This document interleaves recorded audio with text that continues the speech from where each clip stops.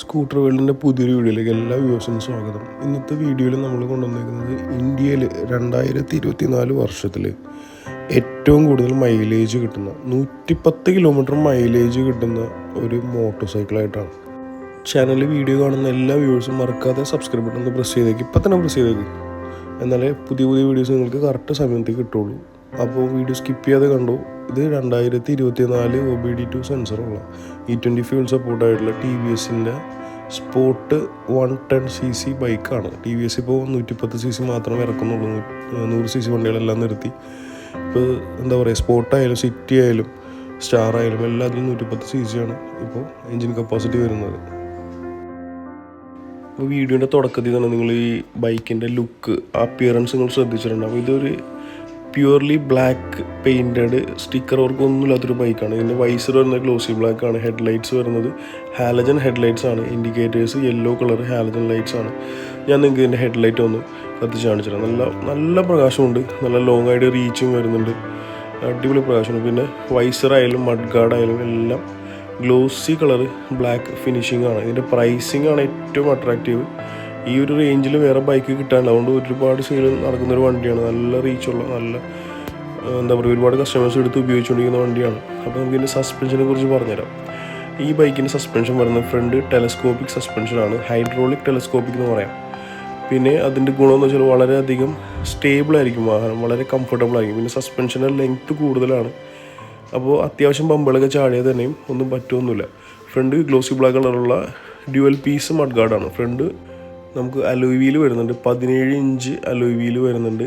അതൊരു മാറ്റ് ബ്ലാക്ക് കളറാണ്. ടയർ സൈസിനെ കുറിച്ച് പറയുകയാണെങ്കിൽ ഏകദേശം 2.75-17 ആണ് ടയർ വരുന്നത്. TVS കമ്പനിയുടെ ബ്രാൻഡഡ് ടയർ തന്നെയായിരിക്കും വരിക. 2.75-17. പിന്നെ ഇത് ട്യൂബ്ഡ് ടയറാണ്. ട്യൂബ്ലെസ് ടയർ ഈ വേരിയൻറ്റിൽ വരുന്നില്ല.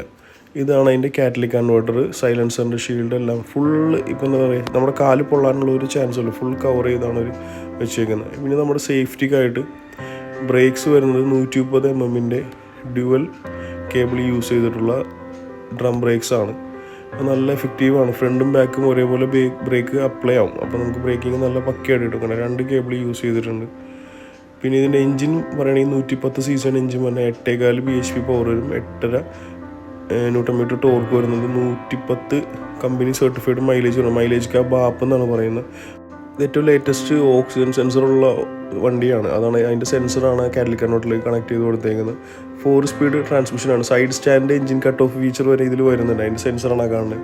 4 സ്പീഡ് ട്രാൻസ്മിഷനാണ്. ഫ്രണ്ട് ഫുഡ് റെസ്റ്റ് പറയുമ്പോൾ അത് ഫിക്സഡ് ആയിരിക്കും.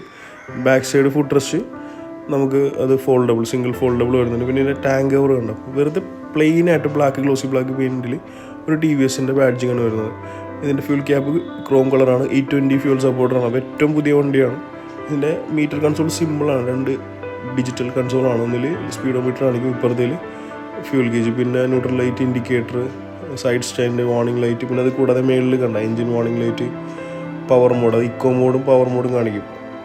അതെല്ലാം ബേസിക്കായിട്ട് ഇപ്പോൾ TVS വണ്ടികൾക്ക് തരുന്നുണ്ട്. അതാണ് ഏറ്റവും വലിയ അട്രാക്റ്റീവ്നെസ്. കീനെ കുറിച്ച് പറയുകയാണെങ്കിൽ നമ്മുടെ ക്ലാസിക്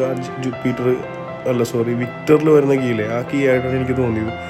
സ്വിച്ചസും ഗ്രിപ്പെല്ലാം ഹൈ ക്വാളിറ്റിയാണ്. ഇവിടെ പാസിൻ്റെ സ്വിച്ച് വരും, ഡിം ബ്രൈറ്റ് ഇൻഡിക്കേറ്റർ, ഹോണിൻ്റെ സ്വിച്ച് എല്ലാം ഇടത്തെ സൈഡിൽ വരുമ്പോൾ, ഇപ്പുറത്തെ സൈഡിൽ വരുമ്പോൾ നമുക്ക് സെൽഫ് സ്റ്റാർട്ടിൻ്റെ സ്വിച്ച് മാത്രമേ വരുന്നുള്ളൂ. ലൈറ്റ് നമുക്ക് അഡ്ജസ്റ്റ് ചെയ്യാൻ പറ്റില്ല. പിന്നെ സീറ്റിനെ കുറിച്ച് പറയുകയാണെങ്കിൽ നല്ല ഹൈലി കംഫർട്ടബിൾ, 2 പേർക്ക് സുഖമായിട്ടിരുന്ന് പോകാൻ പറ്റും. നല്ല നീട്ടത്തിലുള്ള സീറ്റാണ്, നല്ല കുഷനിങ് ആണ്. ഈ പ്രൈസിൽ ഇത്രയും ഫീച്ചേഴ്സ് എങ്ങനെ തരുന്നത് എനിക്ക് മനസ്സിലാവണില്ല. ഒരു സിൽവർ കളറിലുള്ളൊരു ഗ്രാബ് റെയിൽ വരുന്നുണ്ട്. പിന്നെ ആ സീറ്റ് കവളിലും സ്പോട്ട് എന്ന് പറഞ്ഞാൽ നല്ല ബ്യൂട്ടിഫുൾ ആയിട്ടുള്ള സിൽവർ കളറിലൊരു ബാഡ്ജിങ് വരുന്നുണ്ട്.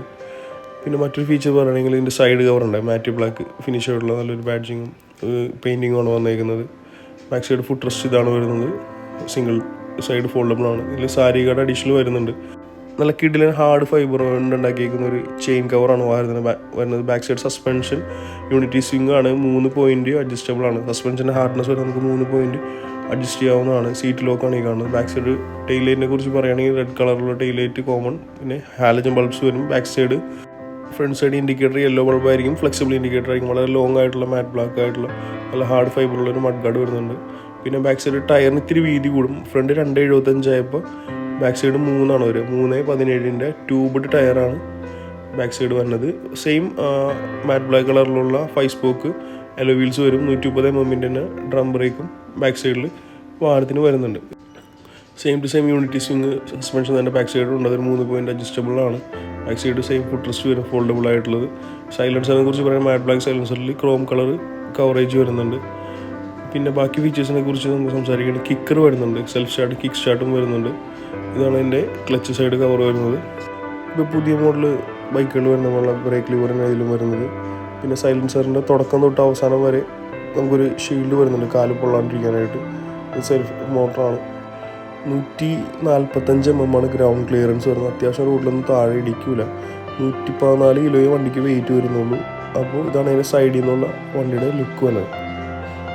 2024 TVS സ്പോർട്ട് സെൽഫ് സ്റ്റാർട്ടോ കിക്ക് സ്റ്റാർട്ടോ ഉള്ള വണ്ടി 110cc വണ്ടിക്ക് ആയിക്കൂടി ഓൺ റോഡ് കോസ്റ്റ് 86,000 രൂപ വരുന്നുള്ളൂ.